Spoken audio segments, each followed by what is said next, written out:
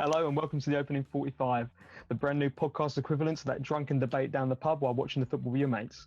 My name is Oliver Graystone, and with me today is my co-host, Will Matthews. Hey, you're right.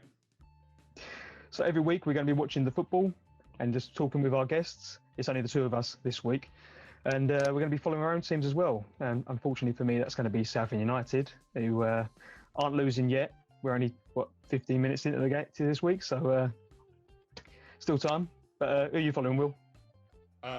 So most weeks will be Norwich City, the Mighty Canaries, but today I'm just going to be looking at all different League One, League Two, any conference games and internationals, what are going on at the moment as well. Yeah, so I mean, we've only just started now, haven't we? There's no goals in my game at least. But Colchester 1-0 up against Orient. Yeah, that's heartbreaking for you. Not as bad as last Tuesday. I mean, 6-1 defeat in the cup. And, you know, we put the youth team out and we put like 16-year-olds, 17-year-olds out. But the history books aren't going to lie. You know, Colchester fans have the biggest Essex derby win ever. And they can have that because, it doesn't say who played. It doesn't say which players were out there, you know. So it's... shit, innit? So we're actually talking off camera beforehand, and I've just realised that Sunderland have gone 1-0 up against MK Dons today. That's quite a big game for Sunderland. They're probably going to be trying to get back to the Championship this year, aren't they? Yeah, I mean, they sort of blew it the same year that Southend stayed up in League One that year. We played them on the last game of the season. And they fell apart towards the end, and they were in the automatics, and they dropped into the playoffs.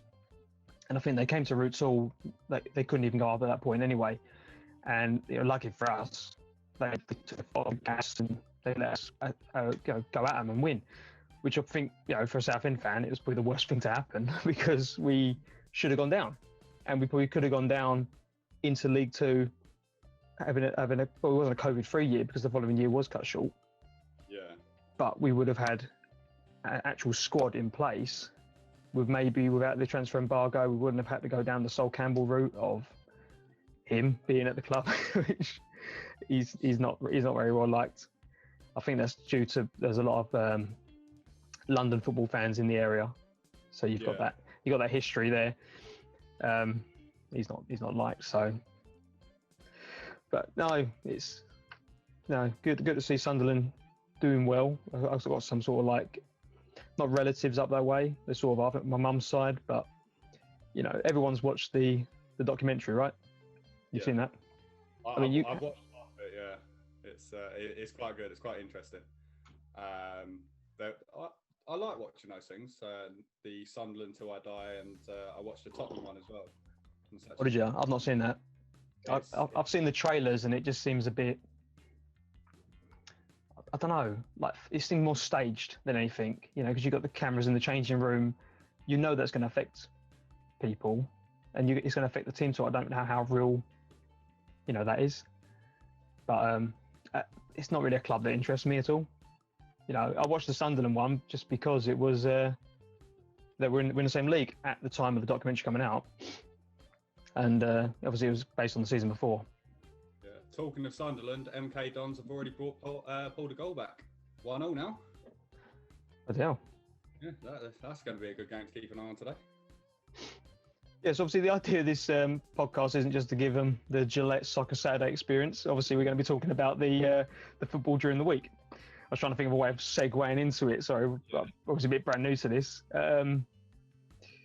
Obviously a lot happened during the week, and we were going through this when we were trying to figure out what to talk about. And the one that came up at the top of our list was the news yesterday of not so much about him getting it, but the fact that the implications of it is Mo Salah being proven positive for coronavirus and misses Egypt's next game. And well, I guess, does he miss Liverpool's next game? I think he misses the Egypt game. So he misses 2 Egypt games. They're playing the reverse fixture. I think it's I can't remember who they're playing, but they've got 2 games against the same team in the African Cup of Nations qualifier, I think it is. All right. And then I think he's going to have to miss Liverpool's next 2 games as well.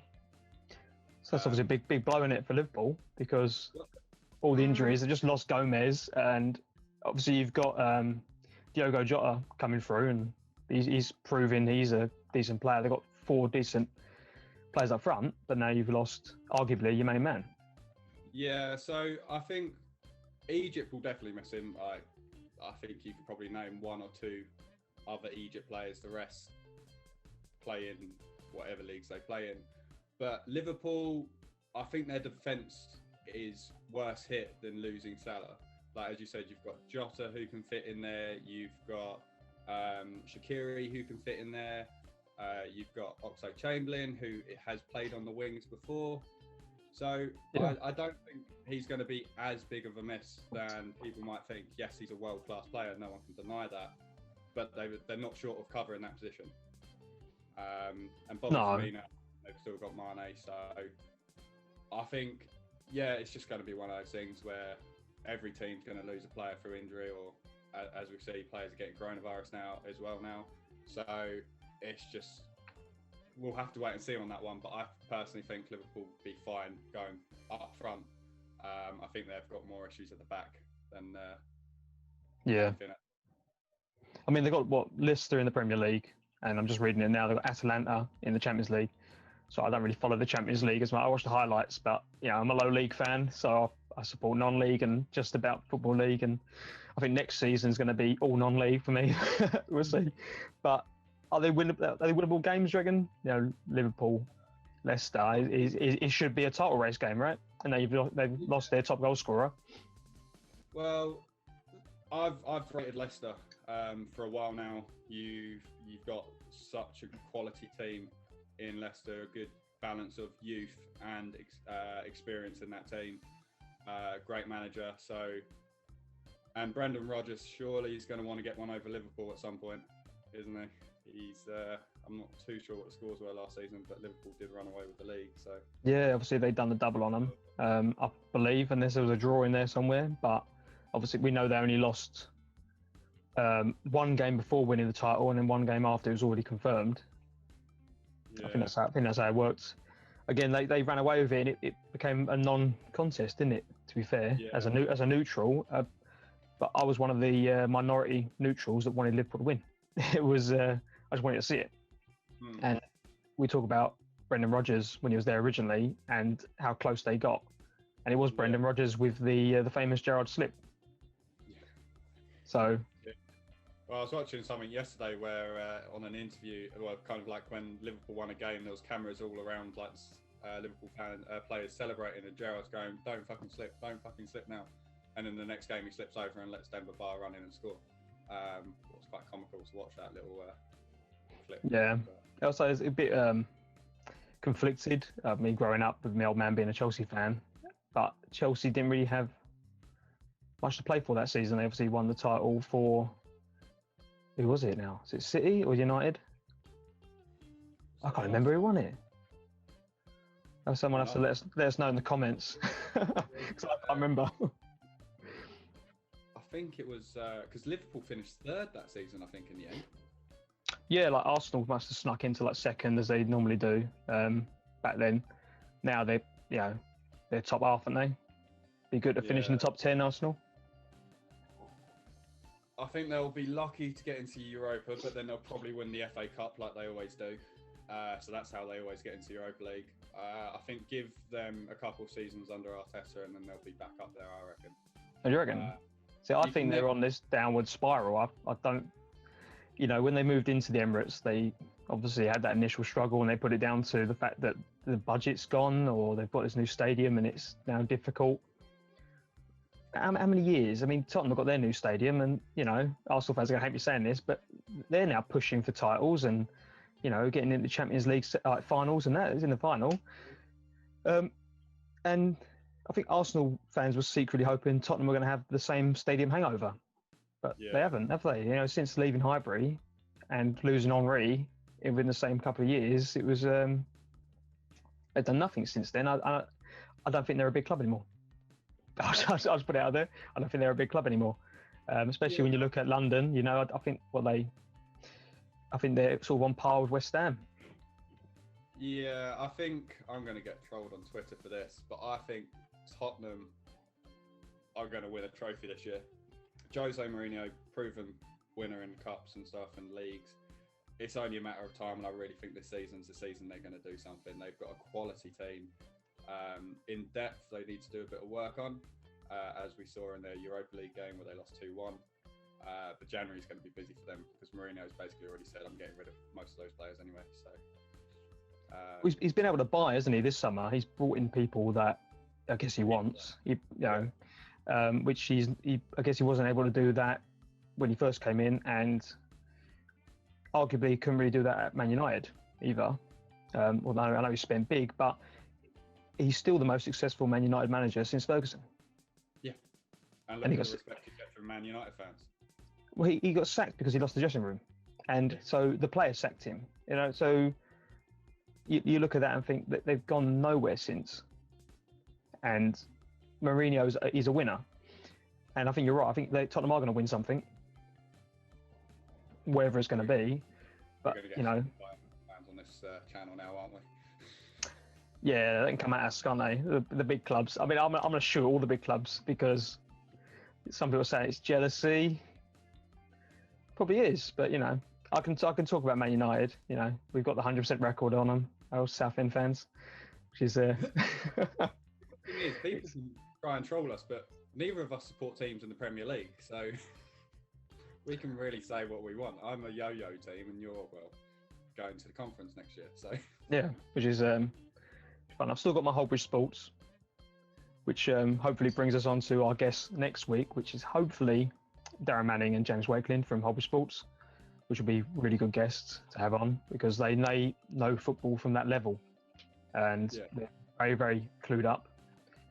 And them two are going places. I'm hoping they take Holbridge with them, but they're going to be higher up in the football pyramid at some point. So it's good to get them on here, their points of view as well. Yeah, that would be a good chat to, as Ollie said, to listen to people who are pushing for that next step, but are doing really well at the step they're at. That would be quite interesting, especially with everything, what's going on. Can they take the next step during what's going on as well? Yeah, plus James is a Southend fan, so I got some company there, so we can obviously it's over Zoom, but cry on each other's shoulder as we watch. I can't remember who they're playing now. I've not really followed the fixtures because it's just almost depressing. But talking about obviously back on the Salah with the coronavirus, then the other implication of that was the England women's game against Norway being cancelled, and they had the worries about the England-Iceland game and England-Belgium games going ahead because of it being in countries that are obviously restricted travel. Yeah, so I did a bit of research on that. So the England women haven't played since March for an international level. Crazy. They had the Germany game cancelled, I think it was last month or something, a little bit earlier than maybe. And then now they've got this one cancelled. And personally, I feel sorry for Gary Neville. He leaves next year, and he's done such a good job with getting the women's team back up in the top. I think they're third or fourth in the world, aren't they? Oh, I'm not sure, but yeah, definitely up there.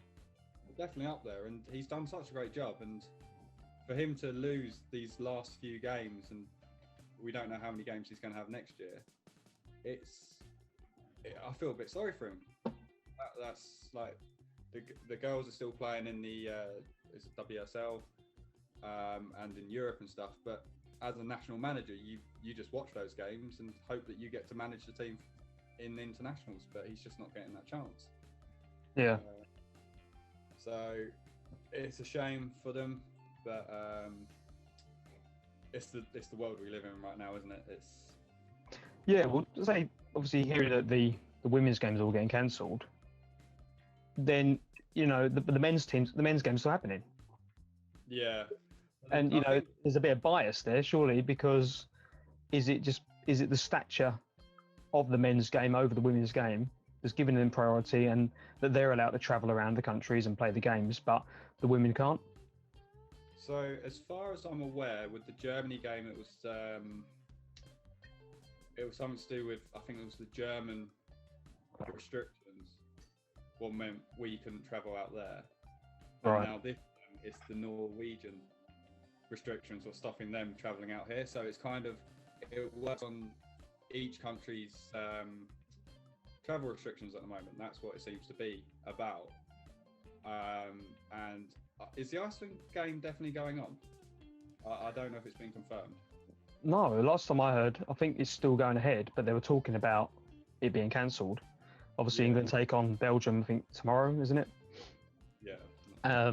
Which is in the Nations League, and then supposedly then travel to Iceland. I think that's right. I think that's right. I think they're travelling to Iceland. I think Iceland are coming here, but because Was it of coming what's here? going on in Denmark, Iceland are playing Denmark, I think, this weekend. But because what's Right. going on in Denmark, England have got a travel ban from people coming from Denmark into the UK because of this new type of coronavirus or something like that. So they've been discussing playing in a neutral venue outside the UK, but then you're still having to play people who have been in Denmark, and I think there's a huge amount of conflict between the FA, the what are they called, UEFA, Yeah. and the British, kind of just like, well, you can't say one thing and do another. And going back to like the women's football, you can't have one team not play a game because of coronavirus, but then send a national team to a completely different country because of the coronavirus. It doesn't make sense. Yeah, I mean, I don't really know where I sit when it comes to the football, because there was a lot of pressure at the start on football. You know, getting the fans back, and fans wanted the games to be played, and it was more of a heartache because it ended the last season and it cut it short, and teams got relegated and teams went up, and it was, you know, it's such a popular thing in the UK to have the football. And it is just, I find a little bit crazy that everything has been disrupted and football's returned. Part of me is like, is that because of how much money is involved in the game? But then the lower league teams are struggling because they're still reliant on fans. But I think the Premier League teams have proven they can play without fans. But then you look lower down, look at like League One, League Two, non-league, down to like Step 4, which is where Holbridge are. They need the fans, and there's this weird dynamic where there's no fans in the elite leagues.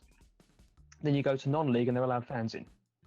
Yeah. So they've seen a massive increase, like Step 4, a massive increase in fans coming in at the start. Well, even playing Sunday League, this is how weird it is. I've been playing Sunday League in parks until the new lockdown. And I've never played in front of a big crowd. I've played at Roots Hole a couple of times for charity games and stuff. But I've actually got about 50 people standing around an amateur football match. The closest they're going to watch to a football match. And it's very weird. You've sometimes got people clapping. I've asked some of my teammates, and I was like, do you know these people? And they're like, no. I've gone to the other team, like, do you know any of these people? And it's like, no. They're literally walking their dog, seeing a football match and watching a football match. Yeah, obviously you know I played for Rectory Rovers, and some games we would have like 30 fans at a game. You know, the opinion on those particular fans is, you know, we're not going to go into that, but you know, people love to watch football, and you know it's proven. Then you can look at SC Dons as well. They played a cup final in front of a few thousand fans, and you're thinking like people would love football and they're going to go and watch something that's decent. Yeah. But then, you know, it's, you know, the Premier League's proven they don't need fans. The lower leagues proven that they do need fans. Yeah. And the non-league, which was literally going to completely disappear if you took the fans away, they were allowed fans. And I thought that was brilliant. You know, seeing Holbridge, seeing like they're having about 200, 300 fans there, it was great to see. But then you go to those sort of grounds. I mean, Holbridge done it really well, but I've seen pictures from the hashtag game. Yeah.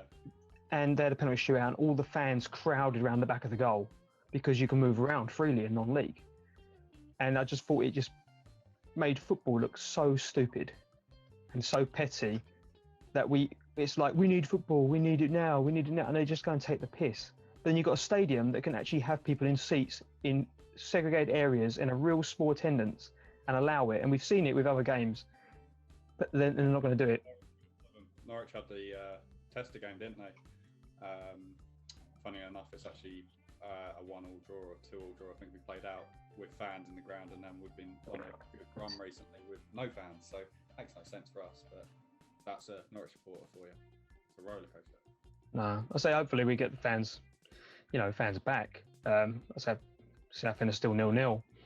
I just find it scary that the last time Southend United had fans at the stadium, we were a League One team. The next time fans could be allowed in, they could be a National League side. National League One. But I don't know. There's bigger, in my opinion, there's bigger problems in the world right now than football, and I feel like football does get a lot of the attention, and is allowed to sort of break some of those laws. But no, obviously, go back onto international football real quick. With the Euros being cancelled this year and then being played now in 2021, and they had to cancel all the playoffs, and we finally got a result now. We finally got I believe there's a full tournament fixture now. Yeah, and our noisy neighbours up the north have qualified for their first major tournament in God knows how long.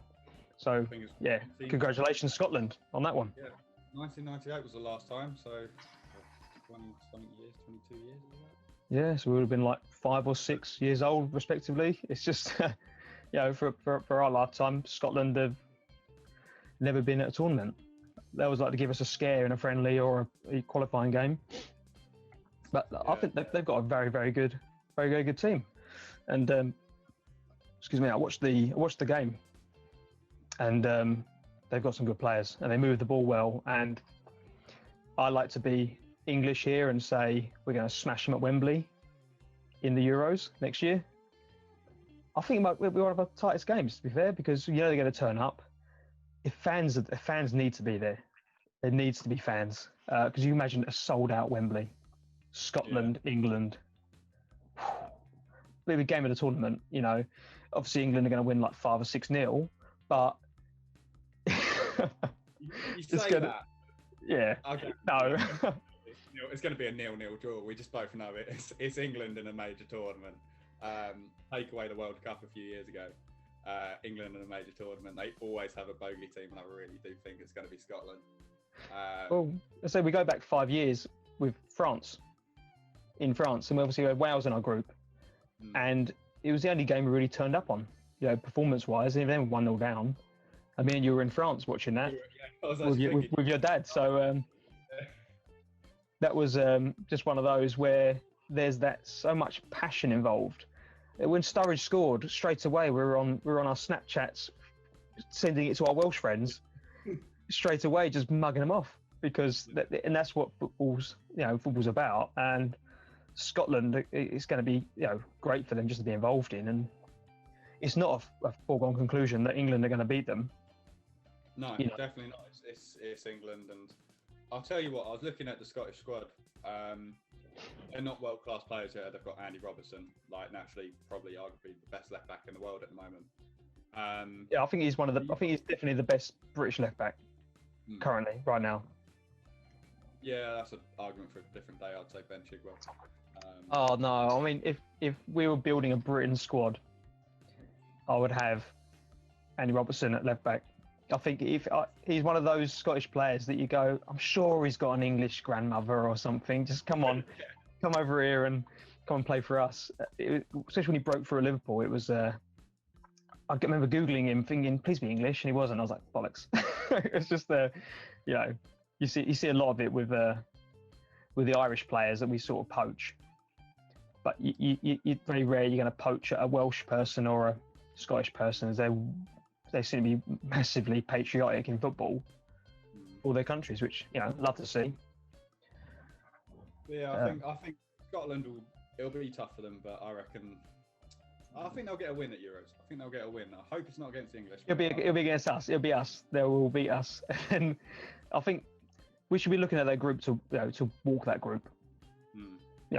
On paper, but no, obviously, going on to poaching players from other countries, Obviously, we did that with Declan Rice and Jack Grealish, and Jack Grealish has been all over social media, all over Twitter, all over the news, but hasn't been. You can't find a word of him on the England national team socials, and I feel like they're sort of completely deleting him from everything. They put the man of the match poll up after the game, where I watched that and thought Grealish was man of the match, and he wasn't in the options. They had 4 options.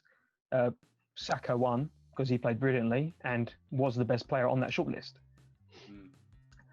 But again, Grealish, I don't know whether it's just because the fans are hyping him up so much that you sort of start to believe that he's that good, or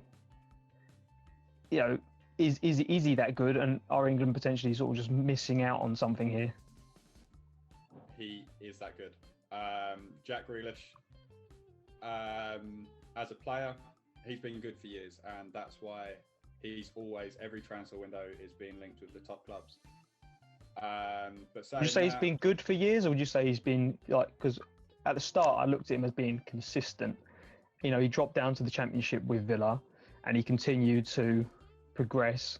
And this was at the height of him coming from the Irish youth setup, and then being touted with England. Yeah. And he went down to the Championship, and he carried on working, and he became the captain. He took him back up. I'll be honest, I didn't rate him at the start, and it's only been the last. I'll tell you what it was. The last time I looked at him and thought, yeah, he's a good player. That was his England debut, or it might have been his England debut, or the game before, the Ireland game when he played, and I thought he's good, because for years we've been saying we need a creative player that's just going to get his head down and move the ball in the midfield. I thought it was going to be Wilshere. For years I said that Wilshere is going to be our man for that, and for whatever reason it's not happened, is it? But Grealish is that player. He loves the ball and he wants the ball. Yeah, and I've seen it for years. For me, I followed. So when Aston Villa went down, Norwich went down the same year, and naturally I'm a bottom of the table, Premier League table kind of follower. And Grealish was running Aston Villa even 3 or 4 years ago when they were in the Premier League before they went to the Championship. And then in the Championship, they were always one of the best teams in the league. They fought every game, and Grealish ran that Aston Villa team. Not everyone in Aston Villa in the Championship were a good player, but Grealish was a Premier League player playing in the Championship. And he's impossible to play against in any team, any division. He controls the game, he speeds it up, he slows it down, he can play a pass. He's that creative player what every team wants. Does Aston Villa make him look better? Probably. But I reckon if you send him to a United, to a Tottenham, I think he'll do exactly the same. I just think it will make him look better because he's playing with better players. Like Ollie Watkins this season being their main striker. Oh, yeah. I think Grealish is the one who makes most of the chances. He might be starting the move or actually being the one doing the assists. But it starts with Grealish, I'd say, more than half the time. I really do think he deserves that England call-up. I think he should be playing against Belgium. I just don't see anyone taking his place. I would personally say he's better than Phil Foden. That's my personal opinion. I think right now, I think that's a fair statement. Foden is striking me that he could be another Wilshere where he has class moments. But he really needs to be consistent. And that's where Grealish has been consistent. But he's a frustrating player to play against. He's got to be. I look at him, obviously I like defence. I'd hate someone like him because he doesn't just come at you in the obvious way. He moves the ball around. He'll turn away from you. And the goal against Arsenal, it was an own goal, but him and Barkley, they just moved the ball around on the corner of the box. They were scared to touch him. I think it was who was it? Is it Mertesacker or the other centre back they've got? That donkey at the back that Arsenal have. He's just there's a Nah, the other one, the other geezer. They're all donkeys at the back for Arsenal. Someone's turned it into a GIF, and they've not edited it. It's Barkley on the ball. And he's just pretending to move. He's pretending to go forward, just giving it that little shimmy. The defender's just standing there. he just backs off. He just doesn't do anything. He's scared to go near him. And you've got someone like Grealish and Barkley in the team around the penalty area.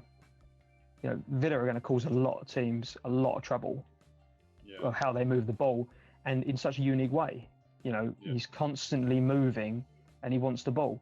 He'll pick it up in his own box, or he'll go and pick it up in the corner flag. It's just he loves to be on the ball, and it's like jumpers for goalposts when we're kids, all over the place, just getting the ball wherever, just because you want it. But no, I like him.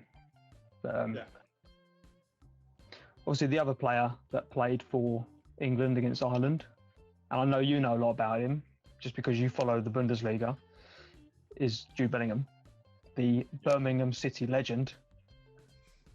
I've heard they're building a statue now. So this is, what do you make of him then? Because England have this habit of getting young players that are remotely half decent, and it's like, we'll put them in the squad now. They did it with Walcott, they did it with Sterling. Countless others I could probably name if I did my research about it. They've got Jude Bellingham, if the youngest player now to play for England. So with Bellingham, he went to Bundesliga, and a lot of people were like, "Oh, is he going to play for Dortmund?" And I follow the Bundesliga quite closely. I was born in Germany. I've supported Mönchengladbach near enough my entire life as a German team, and just look at what they've done to young English players. Sancho, for example, now one of the best wingers in German football, arguably going to be one of the best players in the world at some point. He's still very young. You'd think he wouldn't get much game time. I think he's at least played some game time in every Bundesliga game this season, and he hasn't played badly. He's actually done very well. He's 17 years old. He's still doing a BTEC while in Germany and learning German, and now in the first team. German football teams give young players a chance before putting them into the reserves or just keeping them on the bench. In England, we don't do that, and I think he deserved that call-up. He's been playing well for his club. He's doing well in all aspects in Germany. He deserved it, and although his first touch wasn't very good for England, he gave the ball away with his first touch. That was quite funny, but he can only get better for England. It's a nerve-wracking time playing for your country, I'm sure, and he can only get better, and German football's going to help him with that. I think it was the best decision he's made, and I think he's only going to get better. Yeah, so it's for me, I think there's been a bigger interest in the Bundesliga recently since the signing of Jadon Sancho. I think a lot more English people are watching that Bundesliga, and I think a lot more youngsters are going to look at that league as a real opportunity in their career. For years it was always, if you're going to make it, you're going to you want to play for the big teams. And you look at the golden generation of England; they were all of them, I think, were in the top four of England. It was your Man United, your Arsenal, your Liverpool, your Chelsea. Mm-hmm. They had the majority of the main players, and youngsters wanted to break through. No one was abroad. I think the only player in recent it's probably Hargreaves, wasn't it? Yeah, he was the only one, and he did well abroad, but he had to come back to England to play first, start for England. It shows that players can now go abroad and still make it into the first team. Yeah, unless you're obviously a Galactico, but my only knowledge of the Bundesliga was Owen Hargreaves when he played for Bayern Munich, and that was my only knowledge of that league. I didn't really know sort of who they were. I knew about the Italian league, I knew about the French league, I knew about the Spanish league, but when I was younger, I didn't really know much about the German league at all. And to be honest, it never really concerned me as a major league. I only followed it because Owen Hargreaves played there. And as a young kid, it was sort of like this odyssey that there was an Englishman playing in the German league. I was like, wow, that's crazy. But now I think a lot of youngsters are going to be looking at that. And we were talking the other day about the amount of youngsters in there. You've got Rabi Matondo, the Welsh youngster who's playing out there. Again, Ethan Ampadu was out there, arguably making a bit of a name for himself as well. It's a playground for youngsters because, as you say, they know they're going to get a chance. Yeah. It's none of this, the Chelsea loan culture where all these youngsters come in and they will never put a Chelsea shirt on ever. Yeah. And I think and I admire Sancho for going out there permanently, not being loaned out, play 3 half decent games and be called back because someone's injured. Yeah. He committed to it. Same with Jude. He's committed to it. It could have been so easy for him to sign for Chelsea and then go on loan out there. Yeah. Which is the league is, I think, getting more popular. Even your side, Borussia Mönchengladbach, what came a bit of a meme a couple of years ago in the Celtic game. I love that German club.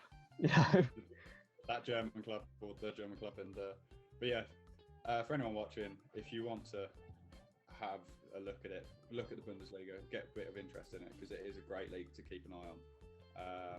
There are 2 main clubs, so there has been for years, but it's very competitive to get into Champions Leagues and stuff. So I would recommend keeping an eye on it, especially with the young English players there now. Yeah, so we're just approaching half time now, aren't we, on the 3 o'clock kickoff? So I don't think Southend are losing just yet. So I believe it's 0-0. I've checked that. I think it is 0-0. What is very positive for Southend fans. I'll take that. It's depressing that we'll take a 0-0 against Walsall. No disrespect to Walsall fans, but it's still 0-0 from what I can see, which is good. Yeah. But there's a lot of pressure on the Southend manager right now because you haven't won a game all season. So there's the reasons behind there, but not everyone can be a manager. I think it's harder than it obviously looks, but we all like to have our go at picking the squad, don't we? Yeah, I always get it wrong, but it's always fun to look at the team and pick who's apparently playing well, and then gets their chance in the starting 11, and then play right and get started. Obviously, the big debate always when you're down the pub and there's an England game is the starting lineup. No one agrees on it. Everyone has their own opinion. Starting in goal. I'm a Jordan Pickford fan. I think Pickford's our number 1. I think he's more suited for the England squad than Everton. Yep. And he makes mistakes at Everton, but when he plays for England, it suits him. It suits him because he's perfect with his distribution on the floor and out of his hand as well. His distribution is above any goalkeeper England have. So for me, if I was picking a starting 11, that's my goalkeeper. I don't know about you. Yeah, I totally agree. Pickford is country above club. So rubbish for the club, amazing for England. So it's not the other way around. But Everton fans agree. As an England fan, I couldn't care less what he's doing for Everton, to be fair. And that's the truth of it. Obviously I didn't defend him when he took out Van Dijk. For me, that was a red card. And a lot of people defended it and said that that's not. I think Van Dijk's going nowhere, and he's got no need to come in like that. And you think, is he doing it because of the occasion? It's you stand your ground. Yeah, you can do a Schmeichel and make yourself big there, but you come off the ground. Yeah, it's two-footed challenge in the air. Yeah. And goalkeepers notoriously throw their legs and arms in weird positions. But if there's any other player on the pitch, I know he's a goalkeeper and he's got to come out, but he was high. Yeah. You know what I mean? And I didn't defend him then. I felt like that was a red card. Yeah. And he was dropped, wasn't he, for the next game? And then he was reinstated for the Man United game. Because remember, we were both watching that. And again, makes a couple of good saves. Yeah. He's my number 1 for England.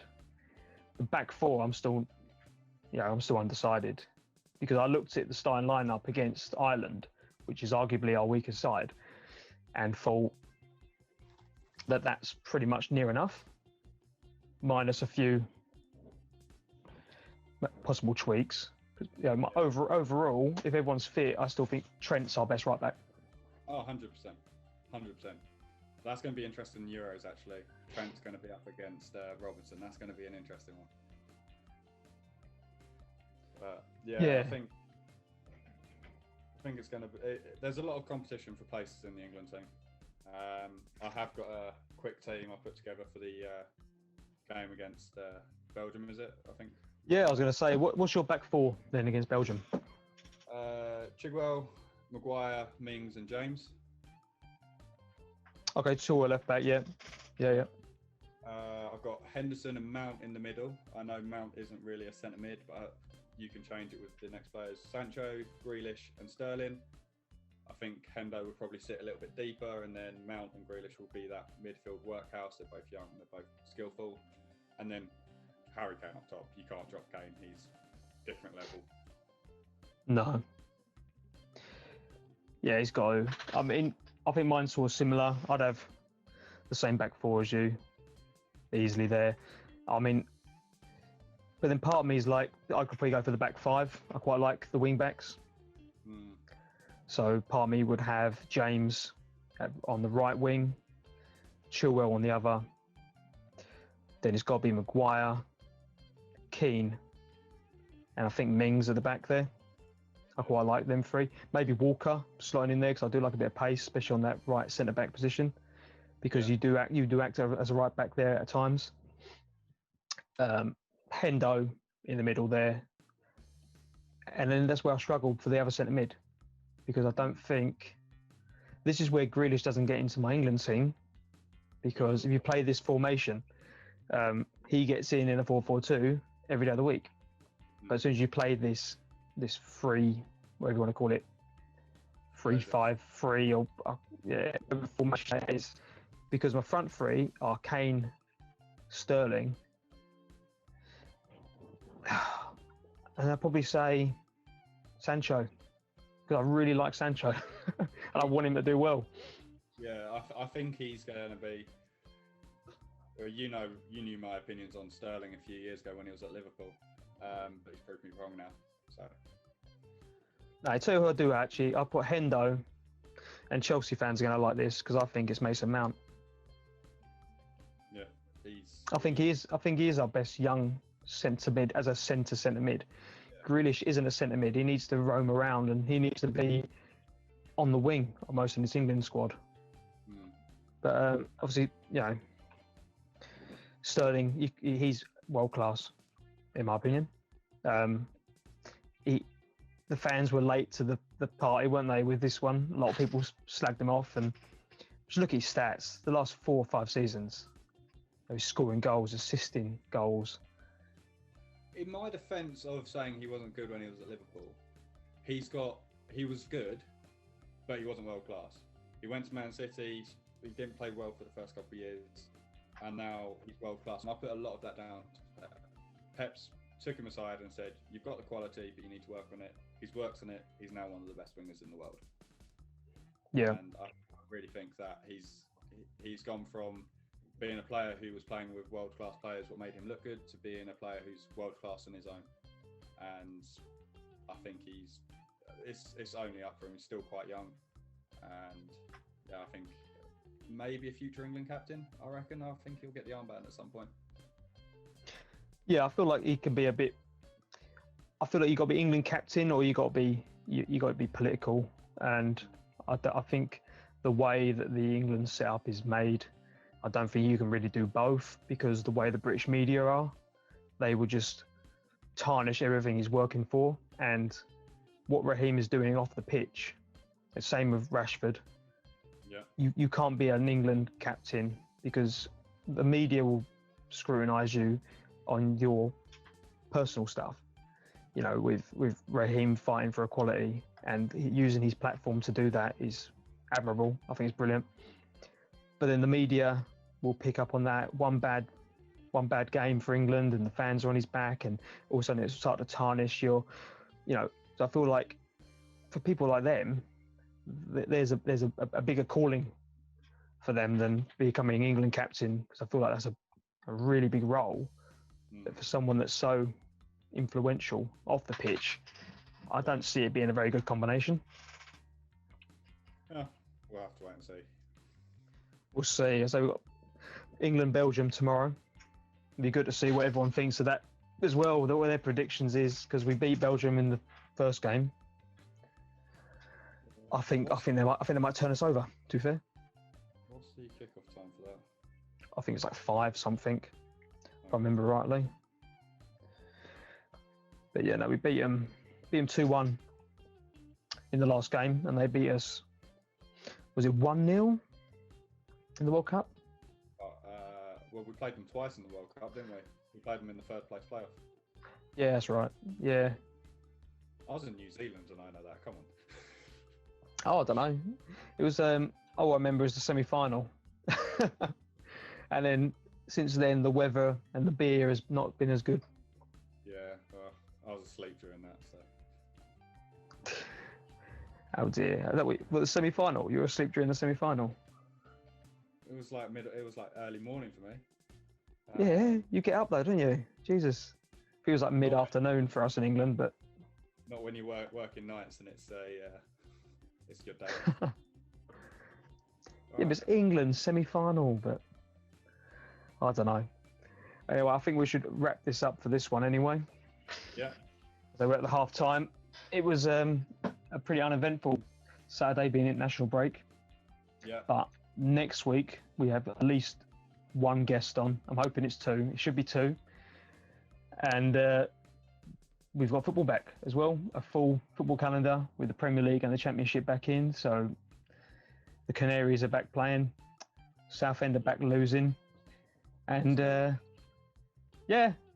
half time. But no, next week will be good. We're gonna have two new guests on, hopefully, bit of a bigger dynamic with more games going on. But yeah, this is the first episode, isn't it? So yeah, get the bugs out now and let us know give us a tweet. I'm sure Ollie's going to put the tweets on our pictures. Give us a tweet, let us know how we got on, or leave a comment. And if you've got any questions, we'll try our best to answer any questions. And we're just 2 normal guys who talk about football, really. So yeah, exactly that. This is basically the same talk we'd have down the pub, but we can't go down the pub, so we'll put it on camera. We'll record it, we'll put it out. But no, let us know. Tweet at ConceptDog as well with your suggestions for the next episode as well. Any talking points you want us to talk about, any guests you want us to get on, even if you want to come on.